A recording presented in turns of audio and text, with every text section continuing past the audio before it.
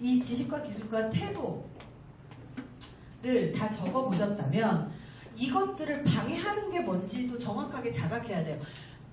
누가 가장 많이 내가 가려고 하는 그 목표를 제일 많이 잡는 줄 혹시 아세요? 누구요? 나 자신도 있고요. 또 있어요. 누구죠? 가장 가까운 사람이에요. 나도 있지만 가족이에요.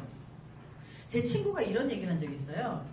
이 친구도 강의라던 친구였는데 남자아이 2명 키우면서 결국은 장사를 시작했거든요. 근데 이 친구가 하는 말이 이 애들이 너무 예쁜데 얘가 내 발목 잡는 것 같아. 이 얘기를 했었어요. 근데 남편은 우리 발목 안 잡나요? 남편도 우리 발목 되게 잡고요. 시댁도 우리 발목 되게 잡아요. 아니 3교대 하면 집에서 좀 해주면 되잖아요. 안 해주거든요. 근데 제일 배신감 들 때가 언제인지 아세요? 내가 어쩔 수 없이 연수를 가야 돼서 애를 들쳐업고 가지 못하잖아요. 세미나에.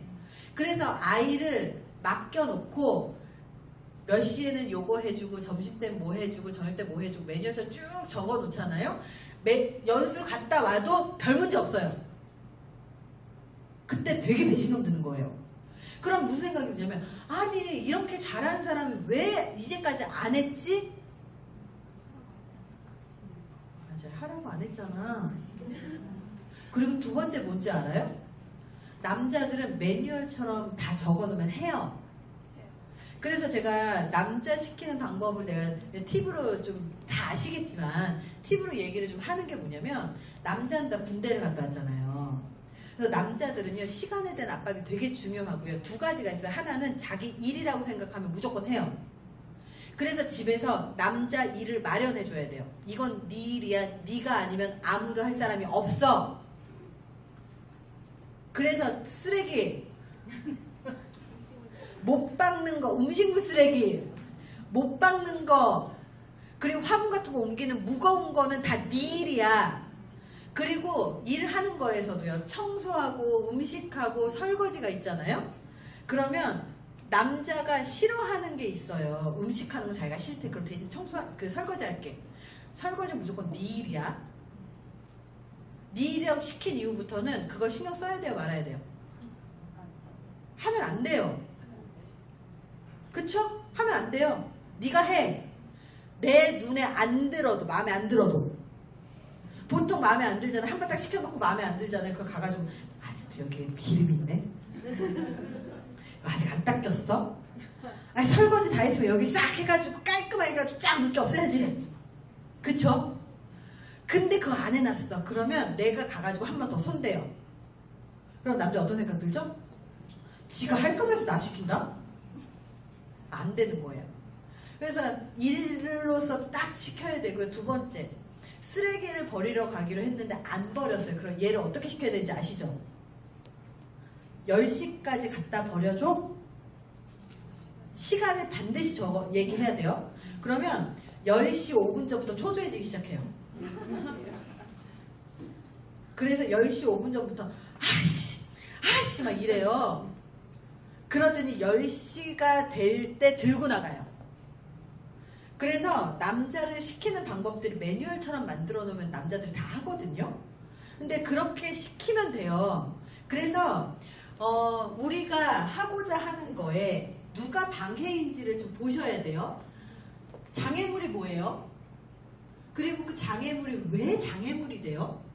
우리가 시댁 얘기도요, 장애물이라고 여기죠. 시댁 힘들죠? 왜냐면 시댁 가가지고 저도 똑같은 경험 했는데요. 시댁 가면 일단 며느리의 역할이 있죠. 며느리의 도리가 있어요. 그 며느리의 도리를 안 하면 어떻게 되죠? 죽이려 되죠? 시댁하고 친정하고 둘을 이렇게 보면 돈을 똑같이 줘야 정상인데 시댁한테 돈을 줘야 되고 친정한테 주면 꼭 남편도 빼돌리는 며느리 돼버려요. 그래서 돈도 제대로 못 줘요. 내가 더 버는데. 진짜 그렇고요. 저는 이제 그 시댁과의 관계 설정을 저는 결혼하기 전부터 생각을 딱 하고 갔었어요. 제가 어떤 생각을 했냐면 결혼을 하고 시댁이랑 잘 지내는 방법은 시댁 가서 스트레스를 받지 말아야 된다. 이게 제 지론이었어요.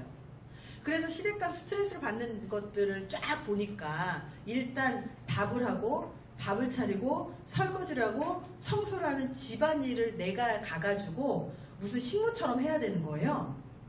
그리고 명절 때 되면 내가 그 일을 다 해야 되는 거예요.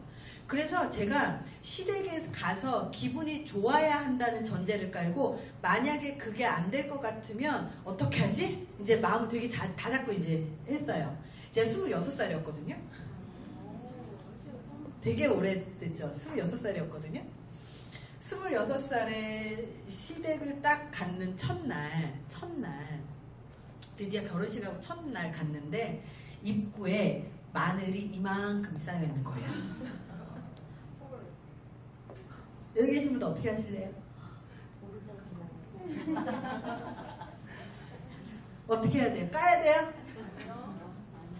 까야 돼요. 이 얘기 하시면 착한 며느리 콤플렉스 있으신 거예요. 그래서 저도 처음에 그걸 딱 보면서 내가 까야 되나?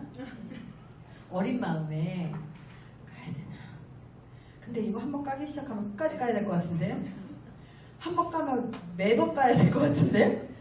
이 생각이 들어서 이거 보면 못 본 척을 했어요.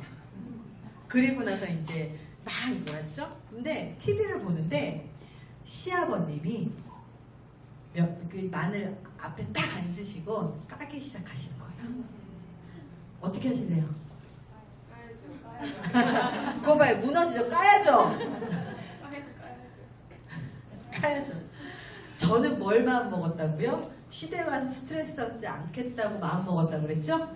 와서 즐거워야 되잖아요.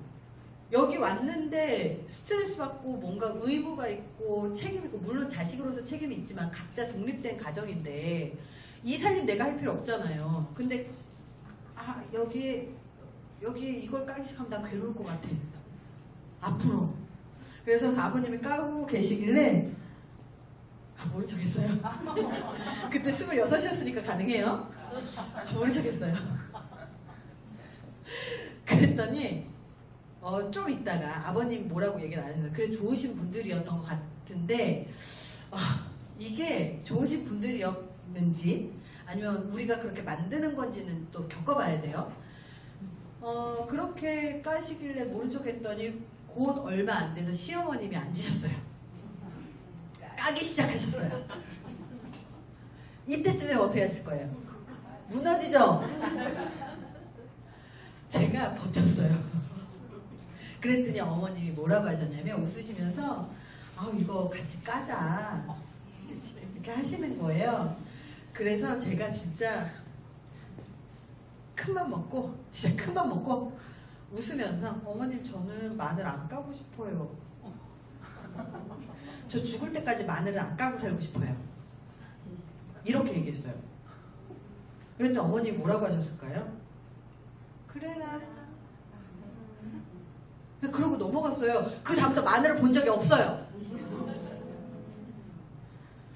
그리고요, 우리 둘째 며느리 동서 같은 경우는 시댁을 가잖아요. 자기가 청소하고 음식하고 그리고 뭐 이런 걸 해요. 근데 저는 스트레스 받고 싶지 않다고 그랬잖아요. 거기 가서 청소 시작하면 스트레스 엄청 받겠죠. 거기서 음식 시작하면 스트레스 엄청 받겠죠. 차라리 음식을 싸가는 한이 있어도 거기서 음식을 안 했어요. 그래서 음식을 싸갔어요. 차라리 맛집 음식을 싸가고 막 했어요. 그러고 나서 이제 했는데 한 5년쯤 지났나 봐요. 저희 시어머님이 저한테 뭐라고 말씀하시냐면 야 나는 그래도 네가 편하다 이렇게 말씀을 하세요. 그래서 왜 네가 편하다 이 말씀을 하시냐면 우리 동서는 맏며느리처럼 제가 맏며느리였어요. 맏며느리처럼 말 안 하고 하라는 거 다 하고 명절 때 되면 자기가 전 다 붙이고 기독교 집안인데 원래 기독교 집안은 원래 이거 안 하거든요. 제사 안 지내거든요. 근데 부침 다 하고요. 그 간식거리를 하려고. 그리고 가가지고 집안 살림 다 챙기고 어머님 병원에 입원하셨을 때 막 집에 청소 다 하고 음식해서 사다 라는 거 이거 다 하는 거예요. 근데 명절 때 뭐 큰 며느리 맏며느리 역할을 했지만 행동은 그렇게 하지만 얼굴로 말 다 표현했어요. 진짜 기분 나쁜 거예요. 힘든 거예요. 저는 하기 싫으면 안 한다고 얘기하고요. 처음에 이 전을 막 하도 붙이시길래 어머니 3년을 진짜 죽도록 싸웠어요. 남편하고 진짜 죽도록 싸웠어요. 그래서 아니 이 시댁 어르신들이 며느리 둘 얻었다고 잡으려고 그러시나, 아니면 이거를 이제 그런 거 있잖아요. 초반에 확 잡는 그런 거 있잖아요. 길들이게 하려고 그러시나 그랬어요.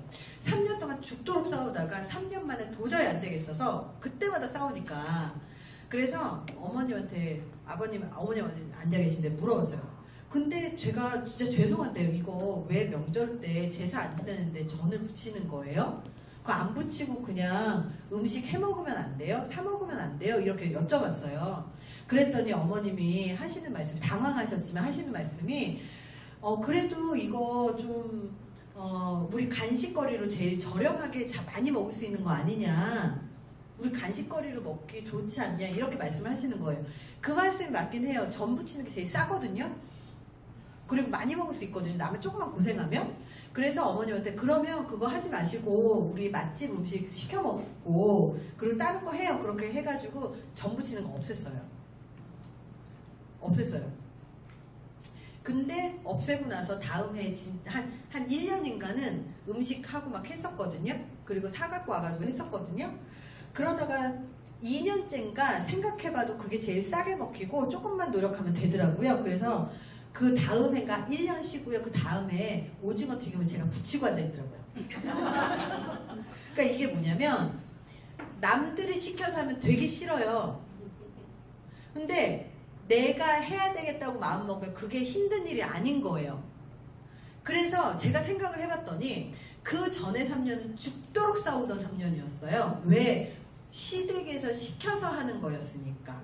왜 이걸 해야 되는지 납득도 안 되고 하기 싫고 너무 싫었으니까. 그리고 나는 그 명절 때조차도 원고를 쓰고 일을 해야 되는데, 그리고 일이 너무 많으니까 명절 때 쓰러져가지고 몸살 난 적도 있었어요. 5일 내내. 그렇게 나는 몸이 힘든데 와가지고 이걸 하라고 하니까 당연히 스트레스를 받죠. 근데 이거를 해서 튀김해서 먹으면 좀 더 나을 것 같아, 이 생각이 드니까 내가 하고 앉아있더라니까요. 거기서. 이게 자발성의 차이예요. 내가 선택했느냐, 네가 선택을 하게끔 나를 만들었느냐.